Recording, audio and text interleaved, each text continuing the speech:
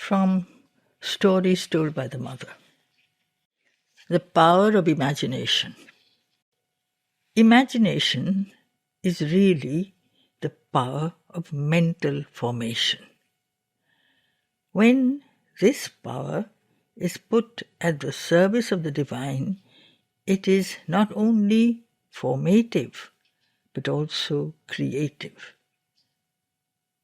There is, however, no such thing as an unreal formation, because every image is a reality on the mental plane.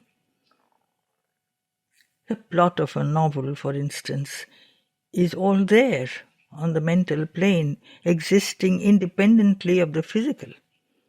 Each of us is a novelist to a certain extent and possesses the capacity to make forms on that plane. And in fact, a good deal of our life embodies the products of our imagination. Every time you indulge your imagination in an unhealthy way, giving a form to your fears and anticipating accidents and misfortunes, you are undermining your own future. On the other hand, the more optimistic your imagination, the greater the chance of your realizing your aim. Monsieur Coué got hold of this potent truth and cured hundreds of people by simply teaching them to imagine themselves out of misery.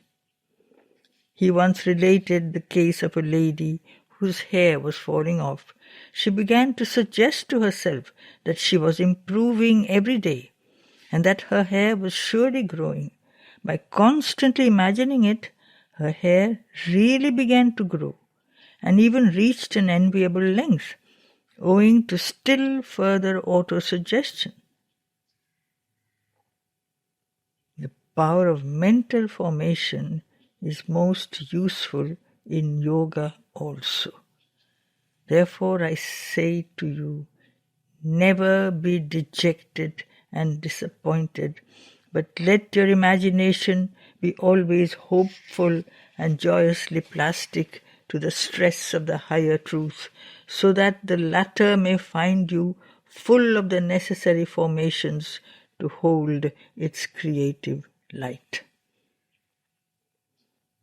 Imagination is like a knife, which may be used for good or evil purposes.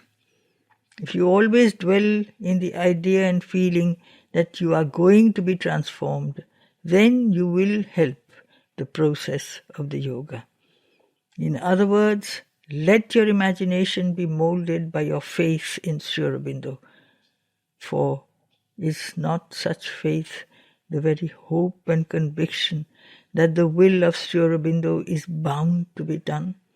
That his work of transformation cannot but end in a supreme victory, and that what he calls the supramental world will be brought down on earth and realized by us here and now?